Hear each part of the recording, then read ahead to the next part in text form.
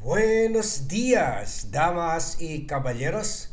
Welcome to another pre-recorded vlog by the Vlogcaster kasi may lakad tayo kaya hindi po ito live. So, as expected po, yesterday nag-file na ng sagot si Sara Duterte sa summons ng impeachment court ng Senate of the Philippines at she pleaded not guilty to the impeachable offenses filed by or forwarded by the House of Representatives to the Senate. So hindi daw po siya guilty. Sinabi pa nga niya, scrap piece of paper lang yung complaint on or yung mga accusations. Pero another more important issue kasi syempre naman alam naman natin yan na she will never plead guilty. Another very important development dito, and this was also expected naman. In fact, we blog about this earlier. She has sought for the dismissal of the impeachment complaint dahil scrap sheet of paper lang daw ito. Parang narinig na natin ito noon sa tatay niya,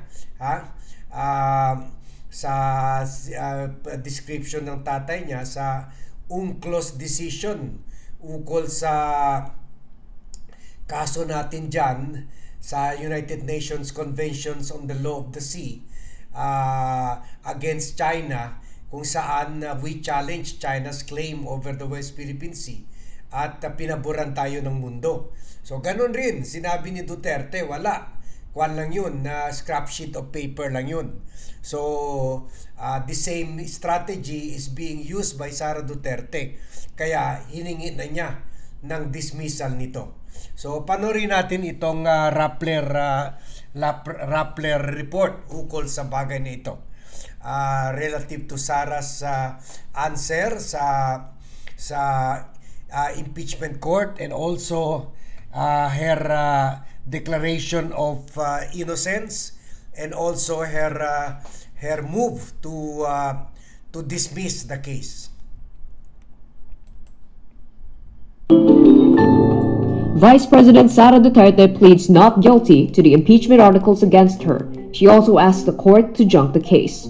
Duterte says, quote, "There are no statements of ultimate facts in the fourth impeachment complaint. Stripped of its factual and legal conclusions, it is nothing more than a scrap of paper." The Vice President also said she cannot be compelled to answer the impeachment articles that the Senate returned to the House of Representatives. Her answer reads, quote, "One fact is clear. There are no articles of impeachment presently with this court." In her response, Duterte reiterates her arguments in her Supreme Court petition, saying that the House violated the constitutional one-year ban when it impeached her through a fourth petition. Duterte also insists the delay in sending the complaints to the Speaker's office was done on purpose to avoid triggering the one-year bar rule. She also claims her alleged threat to the president during an online broadcast were, quote, "exaggerations and speculations that are not supported by evidence." Duterte asserts that, quote, "No final decision exists on the allegation that her handling of confidential funds was illegal or unconscionable. The Commission on Audit's notice of disallowance on her confidential fund spending is still subject to appeal and is not final." So this guy is about to Tingnan nyo, harap-harapan, no? at a game show, and it's gonna harap-harapan make him rich. Now, his Nire-reduce name is tayo sa stupid people dahil halos lahat naman ata ng mga Pilipino, puwera yung mga babies ang napanood yung live na press con niya kung saan dinefensahan niya yung, according to Montulfo, ay ang girlfriend niya na Susuleika Lopez, so klarong-klaro naman na nagtawag siya ng press con, live pa, nakita na lahat, pinalabas lahat ng mga vlogger, lumabas sa mga TV, shinare natin lahat, at doon tinetreten niya si President Bongbong Marcos.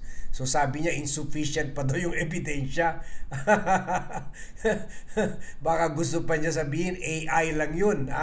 So at saka dito rin yung mga COA finding, hindi pa naman daw final ang finding, pero on appeal. Kahit on appeal, pero meron ng finding. So, ganyan talaga. Ganyan ang Sara Duterte, kagaya ng mga DDS, kagaya ng tatay niya at buong pamilya niya, kasi may may kapal ng mukha para baliktarin yung katotohanan. So, ganyan sila kabrazen at ganyan sila kaliit ang tingin sa mga Pilipino, na ang akala nila lahat tayo ay tatanga-tanga na lang. So, tulad dito, yung main argument nila for the dismissal of the case ay na-violate daw ito ng 1-year ban as provided for in the 1987 Constitution. Ayon sa reply nila na pinadala ng Fortune Narvasa and Salazar Law Office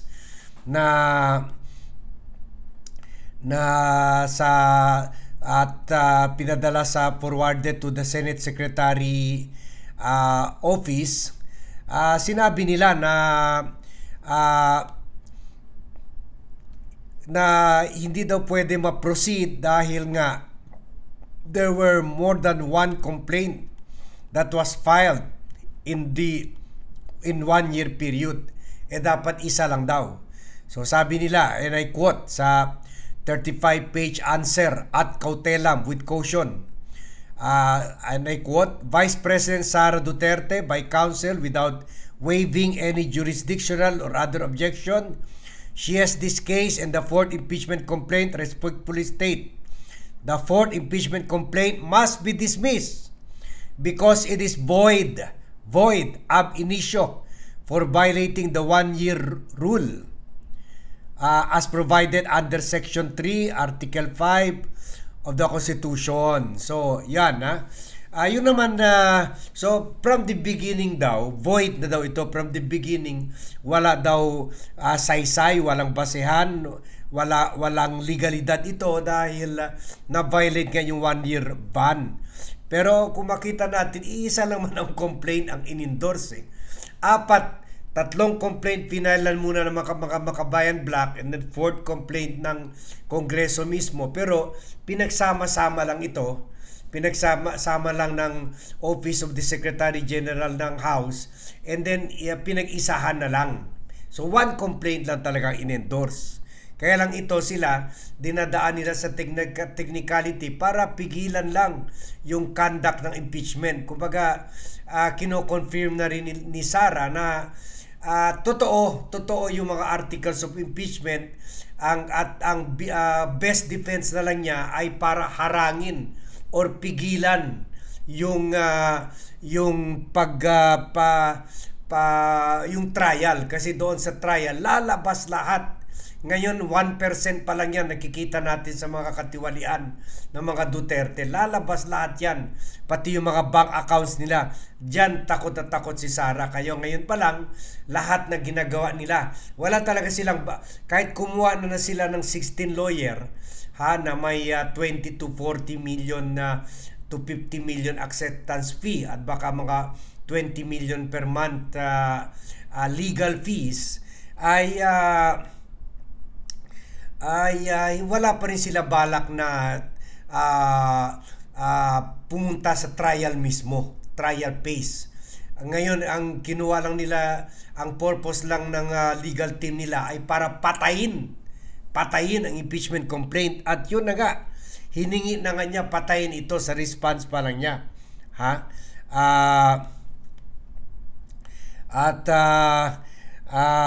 Alam naman natin na isa lang talaga ang complaint that was endorsed by 200 lawmakers on February 5. At ito naman ayon sa sinasabi ng Constitution, ang importante kasi dito, hindi yung pag-file, yung pag-endorse. Kasi yun talaga ang formal filing by the House of Representatives.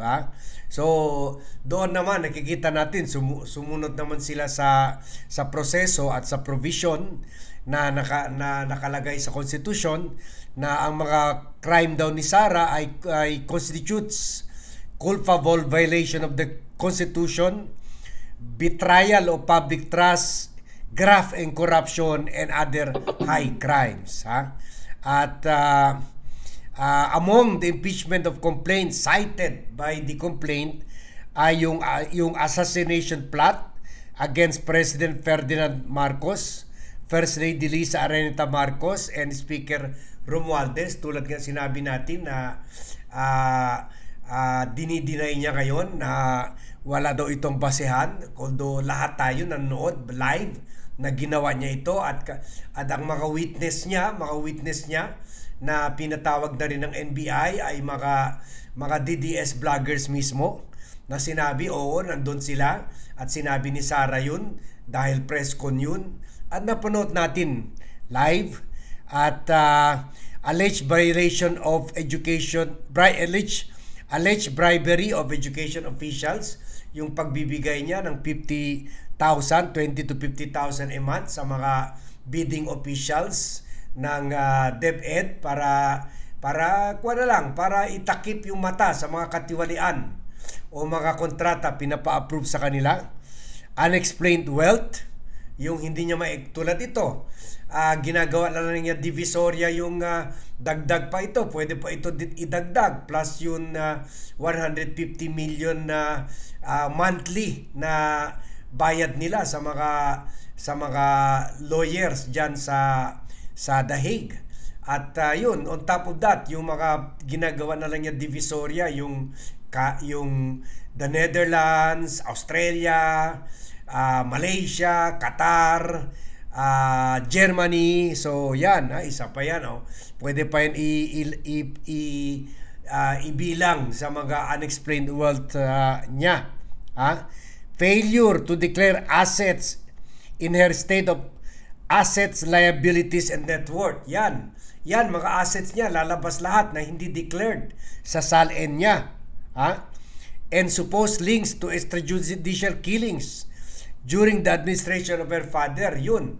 Kaya siya ang isa sa mga architect ng Oplan Tokang, kaya kinasuhan siya ng crime against humanity dyan sa ICC. So mabigat na mabigat. If we go by evidence, syempre convicted talaga ito si Sara.